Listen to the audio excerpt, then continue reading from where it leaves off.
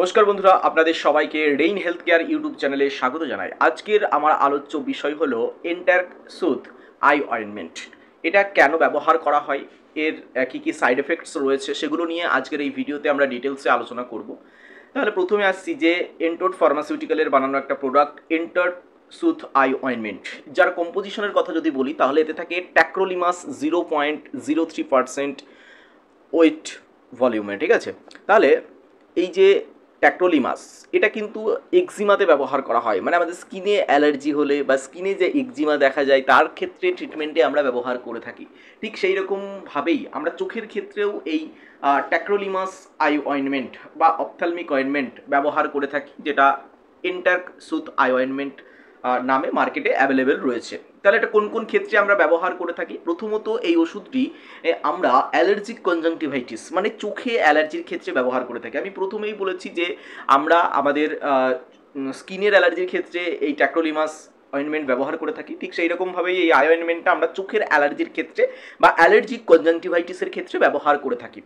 দ্বিতীয়ত আমরা ব্যবহার করে থাকি অ্যাটোপিক ব্লেফারো কনজাংটিভাইটিস, মানে চোখের পাতার যে প্রদাহ, যেটাকে আমরা বলে থাকি ব্লেফারাইটিস, তো সেই পাতার প্রদাহর ক্ষেত্রে ব্যবহার করে থাকি।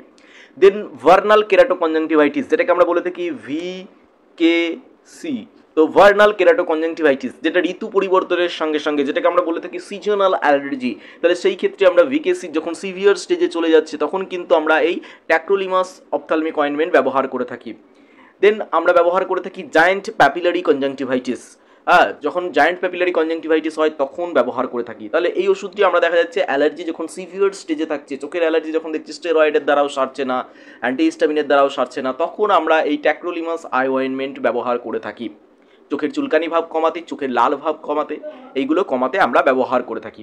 এবার এই যে ট্যাক্রোলিমাস আই অয়েনমেন্ট, যেটা আমাদের এন্টার্ক সুথ আই অয়েনমেন্ট রূপে মার্কেটে পাওয়া যায়, এর কিছু সাধারণ সাইড এফেক্ট রয়েছে, কিছু পার্শ্ব প্রতিক্রিয়া দেখা দেয়। সেগুলো কি?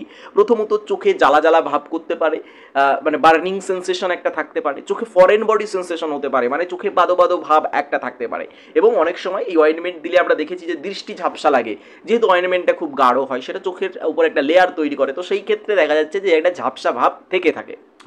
এবার এই উপসর্গগুলো কিন্তু একটা সাময়িক উপসর্গ বা তাড়াতাড়ি সেরে যায়, তবে যদি দেখা যাচ্ছে যে আপনার দেওয়ার পর প্রতিদিনই এরকম একটা উপসর্গ দেখা দিচ্ছে, আপনার সমস্যা তৈরি হচ্ছে, তাহলে অবশ্যই আপনাকে আপনার চোখের ডাক্তারের সঙ্গে পরামর্শ নিতে হবে। এবার ব্যবহারের পদ্ধতি, এটাকে আমরা কিভাবে ইউজ করব, তাহলে এটা একটা ব্যবহারের সঠিক পদ্ধতি রয়েছে। প্রথমত এই মলমটা ব্যবহারের আগে আমাদের হাতটাকে ভালো করে ধুয়ে নিতে হবে, ঠিক আছে, ভালো করে ক্লিন করে নিতে হবে। তারপর আমরা এই নিচের পাতাটিকে টেনে ভিতরে দেবো, ঠিক আছে, নিচের পাতাটিকে টেনে টিউবটাকে কাছাকাছি এনে চোখের ভিতরে আমাদেরকে অল্প পরিমাণে প্রয়োগ করতে হবে। এরপর চোখটা বন্ধ করে 1 থেকে 2 মিনিট রাখতে হবে। এবার যদি আপনি কন্ট্যাক্ট লেন্স ব্যবহার করেন তাহলে কিন্তু আপনাকে এই ঔষধ প্রয়োগের আগে আপনাকে কন্ট্যাক্ট লেন্সটা খুলে ফেলতে হবে, বা যদি আপনি কন্ট্যাক্ট লেন্স পরতে চান তাহলে সেক্ষেত্রে আপনি 1 ঘন্টা বা 30 মিনিট মতো টাইম দিন, তারপরে আপনি কন্ট্যাক্ট লেন্সটা ব্যবহার করুন। এইবার কিছু প্রিকশন রয়েছে, মানে সতর্কতা রয়েছে।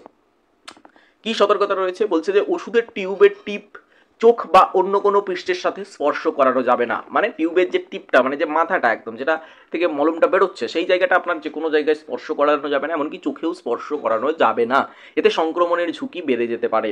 দেন গর্ভবতী মহিলা বা যারা স্তনদানকারী মায়েরা রয়েছে তাদের ক্ষেত্রে এই ঔষধটি ব্যবহারের আগে অবশ্যই চক্ষু চিকিৎসকের সঙ্গে আপনাকে পরামর্শ নিতে হবে। এবার ঔষধ ব্যবহারের পরে যদি আপনার দৃষ্টিশক্তি ঝাপসা হয়ে যায় তাহলে কিন্তু আপনার গাড়ি চালানো বা যারা যান্ত্রিক কাজ করে থাকেন তাদের ক্ষেত্রে সেই কাজগুলো থেকে বিরত থাকতে হবে। তো এই ভিডিওতে আমি কথা বললাম যে এন্টার্ক সুথ আই অয়েনমেন্ট, যেটাকে আমরা ট্যাক্রোলিমাস আই অয়েনমেন্ট হিসেবে ব্যবহার করে থাকি বা বলে থাকি, তো এটা খুবই একটা কার্যকরী ঔষধ, তবে ব্যবহারের আগে অবশ্যই একজন চক্ষু চিকিৎসকের পরামর্শ নেবেন, তারপর ব্যবহার করবেন। ওকে, তো ভিডিওটি ভালো লেগে থাকলে ভিডিওটিকে অবশ্যই লাইক করুন এবং আমার এই চ্যানেলটিকে সাবস্ক্রাইব করুন। ধন্যবাদ।